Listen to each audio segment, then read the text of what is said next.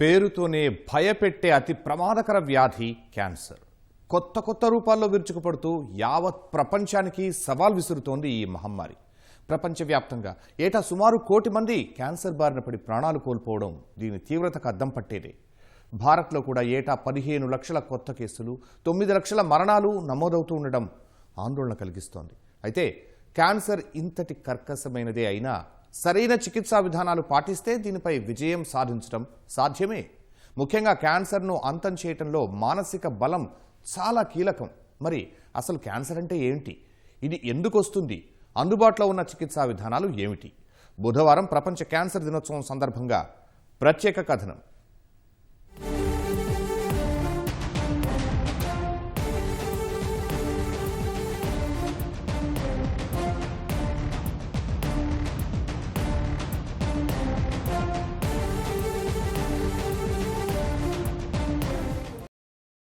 ప్రపంచవ్యాప్తంగా లక్షలాది మంది ప్రాణాలను బలి తీసుకున్న కోవిడ్ పీచమనిచిన చరిత్ర మానవాళిది. వైద్య శాస్త్ర పరిశోధనల్లో సరికొత్త పరిశోధనలు, చికిత్సలతో ప్రపంచంలో అద్భుతాలు జరుగుతున్నాయి. అయితే తరతరాలుగా కొరకరాని కొయ్యగా ఉన్న క్యాన్సర్పై మాత్రం పూర్తి స్థాయిలో విజయం సాధించలేకపోతున్నాం. ప్రపంచానికి సుదీర్ఘకాలంగా అంతుచిక్కని ప్రశ్నగా ఉన్న ఈ మహమ్మారికి సమాధానమే దొరకడం లేదు. రోజురోజుకి దీని ఉధృతి పెరుగుతూనే ఉంది. రాబోయే రోజుల్లో ఇది మరింత తీవ్ర రూపం దాల్చే ప్రమాదం కనిపిస్తోంది. అంతకంతకు పెరుగుతున్న కేసుల సంఖ్యే దీనికి ఉదాహరణ. 2022లో ప్రపంచవ్యాప్తంగా సుమారు 2 కోట్ల మంది క్యాన్సర్ బారిన పడగా 97 లక్షల మందికి పైగా ప్రాణాలు కోల్పోయారు. 2050 నాటికి ప్రపంచంలో క్యాన్సర్ బారిన పడే వారి సంఖ్య 3.52 కోట్లకు చేరవచ్చని ప్రపంచ ఆరోగ్య సంస్థ అంచనా వేసింది. భారత్లో ఏటా కొత్తగా 15 లక్షల మంది క్యాన్సర్ బాధితుల జాబితాలో చేరుతున్నారు. ప్రపంచవ్యాప్తంగా అత్యధిక మంది ప్రాణాలు కోల్పోతున్నది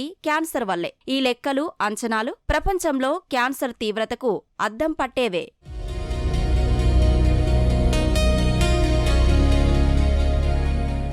తెలుగు రాష్ట్రాల విషయానికి వస్తే ఆంధ్రప్రదేశ్లో ఏటా కొత్తగా 35,000కు పైగా కొత్త కేసులు వెలుగులోకి వస్తున్నాయి. అత్యధిక కేసులు కాకినాడ జిల్లాలో ఉండగా అతి తక్కువగా అల్లూరి సీతారామరాజు జిల్లాలో ఉన్నాయి. అయితే అన్ని జిల్లాలోనూ వ్యాధి పీడితులు ఉన్నారు. గతేడాది తూర్పుగోదావరి జిల్లా బలభద్రపురంలో 62 క్యాన్సర్ కేసులను గుర్తించారు. వీరిలో 51% మంది మహిళల్లో రొమ్ము క్యాన్సర్ కేసులు బయటపడగా 50% మంది పురుషుల్లో నోటి క్యాన్సర్ కేసులను గుర్తించారు. తెలంగాణలో గతేడాది 50,000కు పైగా క్యాన్సర్ కేసులు వెలుగు చూసినట్లు తెలిసింది. క్యాన్సర్ తీవ్రత పెరుగుతున్న నేపథ్యంలో తెలుగు రాష్ట్ర ప్రభుత్వాలు చర్యలు చేపట్టాయి. 2 రాష్ట్రాలు ప్రముఖ క్యాన్సర్ చికిత్స నిపుణులు డాక్టర్ నోరి దత్తాత్రేయుణ్ణి సలహాదారుగా నియమించుకున్నాయి. దేశంలోనే తొలిసారిగా ఏపీ క్యాన్సర్ను నోటిఫై చేసింది. అదే సమయంలో దేశంలోనే తొలిసారిగా క్యాన్సర్ అట్లాస్ సిద్ధం చేసి చేపట్టాల్సిన పనులపై పలు ప్రాధాన్యతా అంశాలను నిర్దేశించుకుంది. తెలంగాణ ప్రభుత్వం పెద్ద ఎత్తున స్క్రీనింగ్ కేంద్రాలను ఏర్పాటు చేస్తున్నట్లు ప్రకటించింది.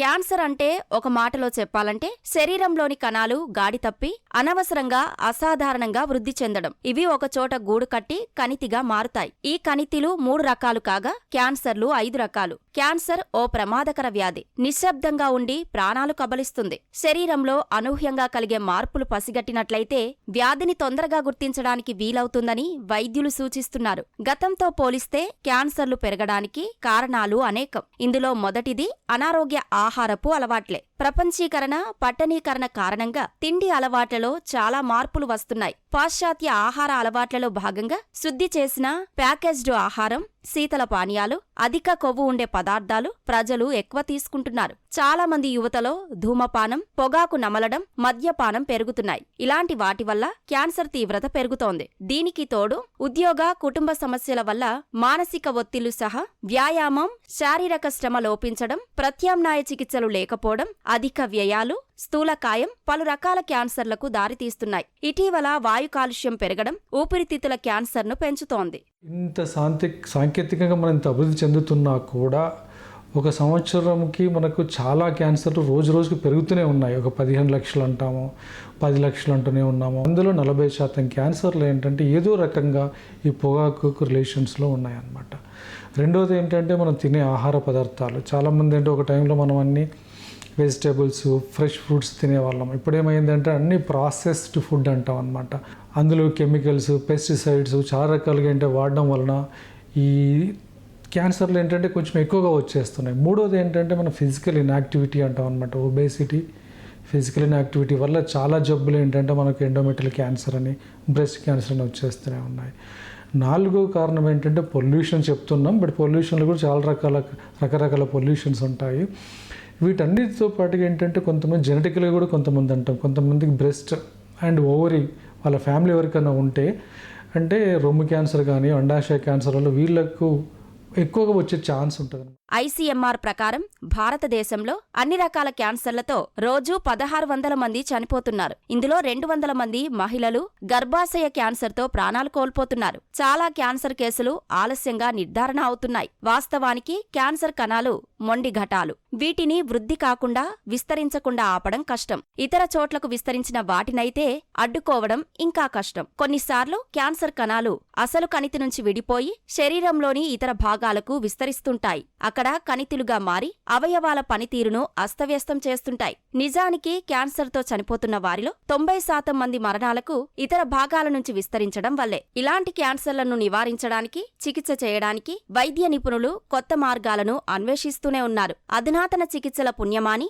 ఇప్పుడు ఎంతో మంది జీవించగలుగుతున్నారు కూడా. క్యాన్సర్ ప్రాణాంతకమని, చికిత్స కష్టమనే అపోహలు చాలా మందిలో ఉన్నాయి. దీనికి కూడా విజయవంతంగా చికిత్స చేయవచ్చని నిపుణులు చెబుతున్నారు. ఆధునిక చికిత్సలు అందుబాటులోకి వచ్చిన నేపథ్యంలో చాలా మంది ఇప్పుడు చికిత్స తర్వాత కూడా సాధారణ జీవితం గడుపుతున్నారు. వ్యాధిని జయించే వారి సంఖ్య గత 40 ఏళ్లలో ఎక్కువైంది.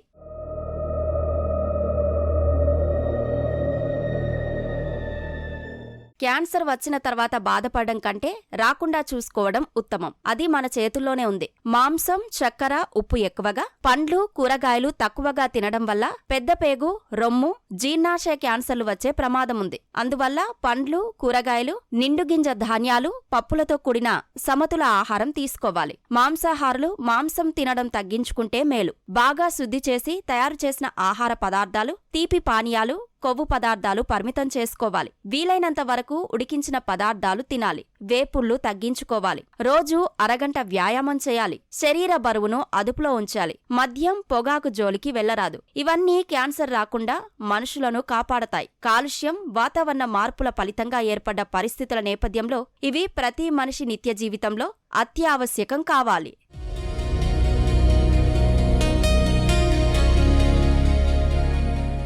క్యాన్సర్ను రాకుండా కట్టడి చేయడం ఎంత ముఖ్యమో, ఒకవేళ వస్తే ముందే గుర్తించడం అంతే ముఖ్యం. నివారణ చర్యలు ముప్పును తగ్గిస్తే, తొలి దశలో గుర్తిస్తే ప్రాణాలు కాపాడుకోవచ్చు. తొలి దశలోనే గుర్తించి తగు చేస్తే ఎన్నో క్యాన్సర్లను నయం చేయవచ్చు. ఇందుకు స్క్రీనింగ్ బాగా ఉపయోగపడుతుంది. VIA, పాప్ స్మియర్, HPV పరీక్షలు గర్భాశయ ముఖద్వార క్యాన్సర్ను ముందే గుర్తించడానికి ఉపయోగపడతాయి. రొమ్ముల స్వీయ పరీక్ష, డాక్టర్తో పరీక్షించుకోవడం, మామోగ్రామ్ ద్వారా రొమ్ము క్యాన్సర్ను గుర్తించవచ్చు. మన దేశంలో కొన్ని రకాల ఇన్ఫెక్షన్లు, క్యాన్సర్లు తలెత్తడంలో పెద్ద పాత్ర పోషిస్తున్నాయి. హ్యూమన్ పాపిలోమా వైరస్తో గర్భాశయ ముఖద్వార క్యాన్సర్, హెపటైటిస్ B, Cతో కాలేయ క్యాన్సర్ వస్తున్నాయి. అయితే వీటి నివారణకు టీకాలు అందుబాటులో ఉన్నాయి. అందువల్ల యుక్త వయసు అమ్మాయిలకు హ్యూమన్ పాపిలోమా వైరస్ టీకాలు ఇప్పించాలి. సార్వత్రిక టీకా కార్యక్రమాన్ని అమలు చేయాలి. మనము తీసుకునే జాగ్రత్తలు లేకపోవడము, హెల్త్ సిస్టము పర్టికులర్గా స్క్రీనింగ్ కానీ, డిటెక్షన్ కానీ ఈ పద్ధతులు పాటించకపోవడం వల్ల ఇది ఎక్కువగా పెరుగుతోంది. డిటెక్షన్ ఎక్కువ నంబర్స్లో పెరుగుతోంది. ప్లస్ ప్రజెంటేషన్ కూడా డిలేడ్ కేసెస్లో ప్రజెంట్ అవుతున్నారు. అంటే 3-4 స్టేజెస్లో ప్రజెంట్ అవ్వడం వల్ల ట్రీట్మెంట్ ఆప్షన్స్ తగ్గిపోతున్నాయి. ఈ ట్రీట్మెంట్ ఆప్షన్స్ కూడా మనకి చాలా అత్యాధునిక ట్రీట్మెంట్ ఉన్నా కానీ, like radiotherapy, chemotherapy, surgery, palliative, మిగతా కేర్లు ఉన్నాయి. కానీ ఇంకా కొత్త విధానాలు, ఇమ్యూనోథెరపీ అని, టార్గెటెడ్ థెరపీస్ అని, ఇన్ని విధాలుగా మనకి సైన్స్ అభివృద్ధి చెందినా కానీ మనము క్యాన్సర్ని కంట్రోల్ చేయలేకపోతున్నాము. ఎందుకు అంటే మనం ఎర్లీ స్టేజెస్లో డిటెక్ట్ చేయలేకపోతున్నాం. ఎర్లీ స్టేజెస్లో డిటెక్ట్ చేయగలిగితే 95% వరకు క్యూర్ ఇస్ పాసిబుల్. క్యాన్సర్పై పోరాటంలో నివారణ, చికిత్సతో పాటు ఆ రోగికి ధైర్యం కలిగించడం చాలా ముఖ్యం. ఎందుకంటే క్యాన్సర్ వచ్చిందని తెలియగానే చాలా మంది మానసిక స్థైర్యం కోల్పోతారు. ఇక బతకనని తమలో తాము కుమిలిపోతారు. అందువల్ల క్యాన్సర్ రోగులకు కుటుంబ సభ్యులు, ఆత్మీయుల భరోసా చాలా కీలకం. వారిలో ఎప్పటికప్పుడు మానసిక స్థైర్యం నూరిపోస్తూ ఉండాలి. క్యాన్సర్ రోగులకు అండగా నిలిచే విషయంలో ప్రభుత్వాలకు కూడా బాధ్యత ఉంది. దేశంలో 67% మంది క్యాన్సర్ రోగులు ప్రైవేటు ఆస్పత్రిలోనే చికిత్స తీసుకుంటున్నట్లు తెలుస్తోంది. ప్రభుత్వ ఆస్పత్రుల్లో సరైన సౌకర్యాలు లేకపోవడమే ఇందుకు కారణం. పేదలు, మధ్యతరగతి రోగుల కుటుంబాలు ప్రైవేటు ఆస్పత్రుల్లో చికిత్స ఖర్చులను భరించలేక కుదేలవుతున్నారు. ప్రభుత్వాలు క్యాన్సర్ చికిత్స సౌకర్యాలు, నిధులు పెంచుతున్నా అవి ఏమాత్రం సరిపోవడం లేదు. అందువల్ల ఈ మహమ్మారి ముప్పు నుంచి పేదలు, మధ్యతరగతి ప్రజలను తప్పించడానికి ప్రభుత్వ ఆస్పత్రుల్లో చికిత్సా పద్ధతులను మెరుగుపరచాల్సిన అవసరం ఉంది. క్యాన్సర్ను ముందుగా గుర్తించే సదుపాయాలతో పాటు చికిత్సలో కీలకమైన కీమోథెరపీ సహా అన్ని రకాల ఆధునిక సౌకర్యాలు కల్పించాలి. ప్రజలకు బీమా సౌకర్యాలను పెంచాలి. బుధవారం ప్రపంచ క్యాన్సర్ దినోత్సవం సందర్భంగా ఇది సంకల్పం కావాలి.